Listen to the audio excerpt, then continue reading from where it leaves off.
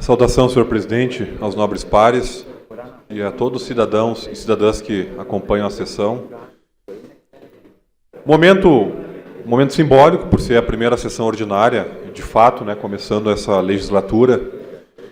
E, em virtude das peculiaridades do processo eleitoral que tivemos ano passado, um processo eleitoral, de certa forma, acirrado, está bastante em voga ainda, estendendo-se da eleição até agora, essa questão sobre ser oposição, fazer oposição, como os vereadores, essa casa está se comportando em relação ao prefeito. Eu acho um tema extremamente importante. E quando nós falamos que a política ela mudou, e a dinâmica da política ela mudou bastante, isso significa, ouvindo o povo, que não há mais espaço para aquela política onde se faça uma oposição sistemática, uma oposição rançosa, e o vereador me socorre com o termo revanchista, que eu acho adequado. Então, esse tipo de oposição, já dissemos no passado, reafirmamos essa tribuna, enquanto bancário do PT, não faremos uma oposição sistemática. Mas agora, não temos como novidade que o termo oposição ele é óbvio. Dentro do processo dialético, ou você vence a eleição, ou você não vence. Quem vence governa, quem não vence é a oposição. Isso não tem como nós questionarmos. Então, quero deixar bem claro, isso é um posicionamento nosso enquanto partido que vem acumulando uma responsabilidade nessa casa que nós consideramos nosso patrimônio. Responsabilidade política, não oposição fácil. Já tivemos alguns professores aqui na sala que fizeram uma oposição sistemática, nós não a fizemos. Então, cumprimento do ponto dos médicos, tem nosso total apoio, incondicional apoio, já é uma pauta do PT, tanto que nós protocolamos um projeto na última legislatura. O vereador Frisso já tinha protocolado antes de nós, que inclusive dizia a respeito a chegar numa unidade básica de saúde no postão e ter lá fixado um quadro com o nome dos médicos e a sua escala para que o povo possa ser o fiscal. Porque se vereador é fiscalizado, prefeito é fiscalizado, o médico não está acima da lei. Corte da verba de representação dos CCs, tem nosso apoio. A redução do reajuste da água também tem nosso apoio, são medidas importantes. Agora, isso não quer dizer que nós não possamos fazer críticas. Embora o prefeito e o governo se assente na teoria da autoproclamação das virtudes, é um governo que erra também. E nós tivemos o fato extremamente simbólico também, que foi no tratamento com os indígenas, que demonstra também um pouco um governo que estava iniciando, que deveria ter tido uma certa calma, um diálogo, e aquele episódio foi um conjunto de erros que serve como uma lição para o governo. E tem que ter humildade. Eu elogiei o vereador Chico Guerra, o vereador Fiuza, pela sua ponderação na sessão representativa que tratamos desse tema. Mas quando a população elege o prefeito Guerra, a população não dá um cheque em branco para que ele tenha um poder indeterminado. Não é um ditador, não é um déspota esclarecido. É um prefeito que tem que respeitar a história da cidade. Então, quando a gente fala de carnaval, assim como em todas as áreas, tem que ter ajustes, tem que ter cortes, e o prefeito foi eleito para fazer isso. Mas veja bem a radicalidade. Então, daqui a pouco, pagava a estrutura do carnaval, as arquibancadas, o som, ajustava aqui, reduzia ali, mas uma mudança tão abrupta que não dialoga com a história da cidade que vinha construindo o carnaval. Não dialoga com a história da cidade que tem inúmeros vendedores ambulantes, porque primeiro não se tem política pública para fomentar o trabalho e emprego. Estive reunido agora com o secretário Rainer semana passada para tratar da vida de uma empresa. Tenho que reconhecer a boa vontade, a acolhida, a presteza do secretário Rainer, mas ficou evidenciado que não tem uma política pública de geração de trabalho e renda. Então, é esse o foco. Nós todos combatemos o comércio ilegal porque juramos na lei orgânica que vamos cumprir a lei. Então, nós temos que cumprir a lei também. Então, nós não podemos aqui fazer discurso a favor do comércio ilegal, mas que se tenha uma saída. Porque se nós estamos há um mês de governo e nós tivemos 3 movimentos organizados aqui, seja os funcionários do IPAM, da farmácia do IPAM, seja os vendedores ambulantes, principalmente os senegaleses, e também os recicladores, é porque um governo que veio dizendo que ia fazer um projeto de cidade para as pessoas, em um mês, no mínimo, aqui já se evidencia 3 conflitos estabelecidos que, se houvesse diálogo, não se poderia ter. Então, é uma mudança abrupta, que desconhece a história da cidade, tem que ter calma. Nós temos que respeitar as urnas, temos que dar tempo para o prefeito governar, mas também temos que nos levantar contra as questões que estão equivocadas. E quero dizer aqui, quero tratar também de uma entrevista do dia 24 de janeiro do senhor Heron Groller Fagundes, presidente do PRB. Tem que cumprimentar até o jornalista André Tage pela perspicácia em algumas perguntas. E essa entrevista me deixou extremamente preocupado.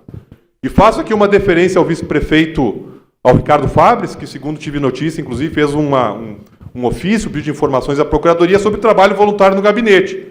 Veja que esse senhor Heron, que temos total respeito, aqui a divergência política, veja o que ele diz sobre um grupo que seria o conselheiro do prefeito. Quem participa desse grupo que discute política? São pessoas que não fazem parte da política. Eu sou o único que acabei me apropriando mais do processo político. Os demais são empresários. Aí vai o jornalista de novo. O senhor é exatamente o quê? Um conselheiro do governo na prefeitura? Como se define? Me defino como um conselheiro do Guerra, tranquilo, foro pessoal, e do governo. Porque veja que quando o secretário está vinculado ao cargo, ele está sendo fiscalizado. Está tudo no portal da transparência e ele deve explicações à comunidade. Ele vai receber pedido de informações. Ele está conectado à estrutura pública. Quando a gente fala de um partido político, ele está legalmente constituído lá na Constituição, nas leis infraconstitucionais, na forma de participação, só fiscalização. Mas agora, quem é que governa de fato? Por que o senhor Heron Groller Fagundes ele coordena uma reestruturação do executivo sem ter nenhum cargo lá dentro? Então, quando a gente fala de rito público, da coisa pública, da res pública, nós temos que ter tudo dentro da legalidade. Então, hoje nós temos um governo cujo conselheiro, cujo primeiro-ministro informal, não tem sequer nenhum cargo. Portanto, não sofre nenhuma fiscalização dos nossos cidadãos e cidadãs. Vereador, quando está aqui, vem um cidadão, chama, já conversa, vai para o site, vê se tem diária, vê quanto é que ganha, vê quem é assessor, as informações estão aí. E quando a pessoa não tem nenhum cargo, mas tem influência direta na máquina pública, a ponto de chefiar uma reestruturação de governo. Então, acho que essa é uma questão que tem que elucidar, tá? Porque toda a intenção do povo e de todos nós vereadores é colaborarmos com o governo. Nós queremos ter uma bancada que proponha, que ajude a resolver conflitos, que não seja marcada por ranço de ser uma oposição sistemática, mas nós temos que questionar essas coisas. Quem é esse grupo de empresários que aconselha o prefeito? Porque quando a gente fala do PT, do PMDB, do PDT, do PSB, estão legalmente constituídos. Tem direções eleitas, assembleia, atas, regulamento, estatuto. E quando são forças vivas, ocultas, como é que a gente conhece as pessoas? Onde é que conversa? À mercê de que estão os interesses do governo? Então, apenas uma reflexão que eu faço, em que, e quero deixar claro aqui, senhor presidente, não imputo nada ilícito em relação ao prefeito. Não questiono. Eu apenas estou suscitando um debate político de quem governa de fato a prefeitura. Se é o prefeito Guerra ou se é todo-poderoso primeiro-ministro Heron Groller Fagundes. Então, é uma reflexão que tem que ser feita. Né?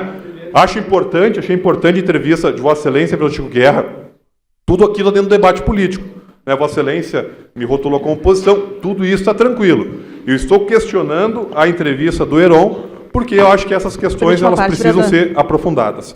Sim, vereador, de imediato. Acredito que os aspectos que o senhor traz são bem importantes e talvez possa, sabendo quem é esse grupo, talvez possa responder, inclusive, por que se quer fechar a farmácia do IPAM, ou por que se quer terceirizar a UPA Zona Norte, porque hoje a gente vê a entrevista do senhor prefeito e a gente vai ver, né, uma intenção de terceirizar a UPA Zona Norte, sendo que existe concurso público, existem servidores que passaram em prova e que estão aguardando serem chamados, que muitas vezes estiveram aqui, e aí agora simplesmente se muda o discurso, porque aqui, quando era vereador, se defendia o servidor público, se defendia concurso público, se defendia a seleção, e agora a intenção é terceirizar a Zona Norte, entregar para a iniciativa privada. Então, talvez esse grupo pudesse responder que interesses estão sendo defendidos pelo governo. Obrigada.